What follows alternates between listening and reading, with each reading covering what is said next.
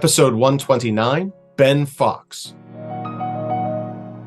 Good morrow, and welcome to the Realm. I am epic fantasy author J.V. Hilliard, your friendly neighborhood scribe.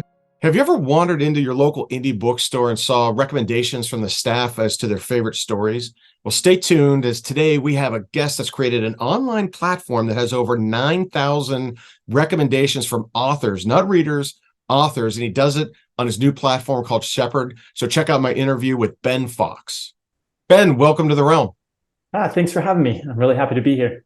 My pleasure, man. I've been waiting a long time for this. Tell our viewers a little bit about you as Ben, and then tell them a little bit about what Shepherd is. So I'm a longtime entrepreneur. I love to read.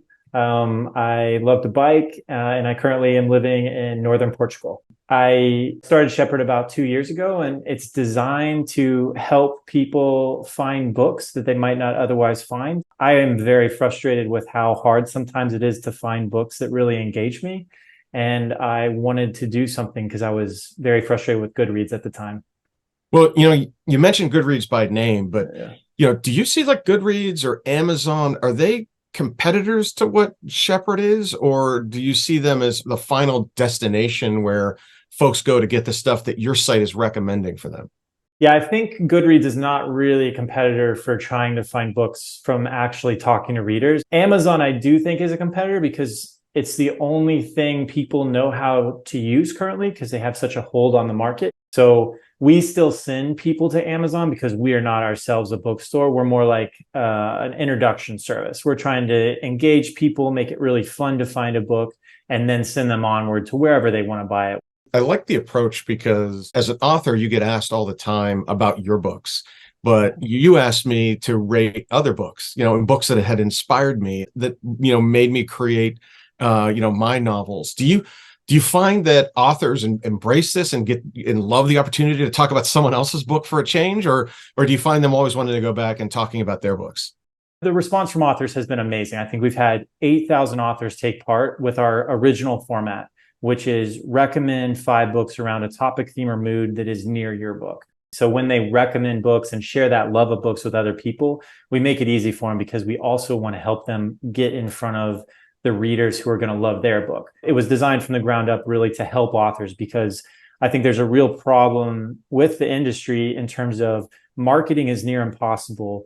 And we have so many authors who people just don't know about. So it's working really well. And the results in terms of helping authors market books is good as well. I was one of those authors that you caught in the net when you asked. I thought the concept was really cool. Do you cast like a wide net? Do you have like a broad announcement where you're asking people to participate? How do you choose your authors, or are they choosing you? So it's a little bit of both. So in the early days, I was much more targeted because I was trying to fill knowledge gaps or genre gaps. So when I first got started, I actually just for the first week emailed some authors who wrote books about Buddhism, Stoicism, other things I was interested in. And over the years, what's happened is I get a ton of referrals now. And I also reach out to authors with a new book that looks really cool. I email about 100 authors, 75 authors each weekday to try to see if they're interested in taking part and build a relationship. Do you target traditionally published authors? Can they be indie authors, or are they both? Or who's your primary target? Yeah, both. We screen heavily for quality on our format. You've done it. We have a very specific format around the recommendation being very personal. So I view it as these authors are giving book recommendations, and no matter how they're published, they can give great book recommendations. And we want to give authors a start no matter what. The hope here is that we can help them get their first 25 readers that are not friends and family. So we just want people that love books and want to speak to something with passion. Well, you mentioned earlier you're an entrepreneur. I also own several businesses. I just have to ask a question about your business model then. I mean, if the site is free to authors and the site is free to readers, how have you been able to monetize it to continue to grow it? Because it seems like it's growing year after year. Yeah, so our business model is affiliate revenue from the books, display ads, because that does help, even though I hate them.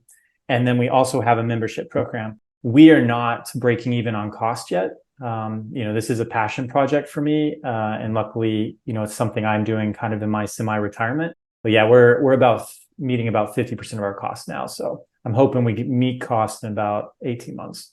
So fast forward 3 years, you've got your 1 million people visiting you a month. What does Shepherd look like then? That's a good question. So I'm really trying to do two things here, and I'll talk to it from an author perspective. First, I'm trying to help authors hone in on the most likely readers for their book through a variety of interesting things they can share. Usually it's a book recommendation. The second one I'm trying to do for authors in the wider community is to build a stable platform that is going to create independent book recommendations from different personalities. So you're sort of stopping just shy of making like book reviews, but you're there for other people are still recommending things, right? But you're not in the business of reviewing them. No, I only want to focus on positive recommendations. I don't find it useful to have a written review. I want to know what people are passionate about, and I want to know what other books they associate and love. I tell authors that basically what I'm trying to do is, when you walk into an indie bookstore, it's fantastic because it's full of curation by that owner.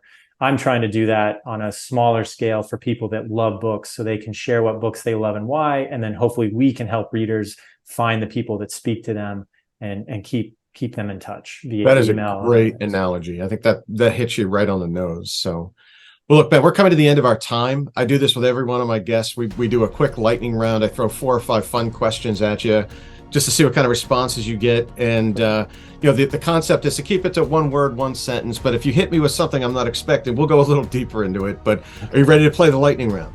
Yeah, let's do it. All right. First one, this is a softball. What's your favorite thing about Portugal? Ooh, the nature. Just everything to explore outside. If you had to write under a pen name, you couldn't use your own name, what would that pen name be? Ooh, it's a hard one. I think I'd probably do Ben Danger, so I just changed it slightly. Especially for your crime thriller stuff. I mean, that would be that's not bad. Like Karen Slaughter writing exactly stuff like that. Or I one guy that did the same thing. His name is DC Chase, and of course it's a chase scene, and so it's kind of fun. So staying in the same theme, do you have like a spirit animal or avatar or mascot? I know you said you like nature. Do you have like a spirit animal or something that you would consider an avatar for yourself? I got to go Fox. My last name is actually chosen. My wife and I picked a new last name when we got married, so it kind of intertwines. Cool. Last one, and this I hope this one hits home for you. So you find yourself in a magical library. I know you and I would love that, but you're surprised when you open the door and you enter the stacks that there's only 1 book on the shelf, but it's a book that you can choose from anywhere and from any time. What would that 1 book be, and why would you choose it? I think I got to go a book called Killer of Men by Christian Cameron. It's one of my favorite books.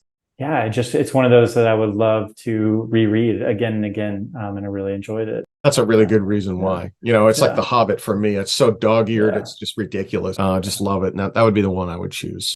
Well, thanks for being on The Realm. Tell everybody one last time how they can find you and how they can find Shepherd.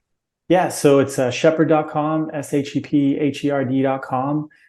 For authors, if they go to forauthors.shepherd.com, there's a ton of information. And my email is just ben@shepherd.com. So drop me an email with ideas or feedback. Well, thanks, Ben. Appreciate your time. And thank you very much for joining us on The Realm. Yeah, thanks for having me. Ben's an interesting interview. This is a guy that's super successful, entrepreneur, started this for the love of the game, and is really helping both readers find their next read and authors find their next readers, which I think is super cool. And speaking of successful, I'd love to finally announce that The Last Keeper, the first book in my Warminster saga, has become an Amazon bestseller. So I want to thank my readership and all my followers for your support. And if you want to find me in Columbus, in the first weekend of December, you could pick up the 4th copy, the last installment of the Warminster Saga called Echoes of Ghostwood, that first week in December, and I hope to see you there.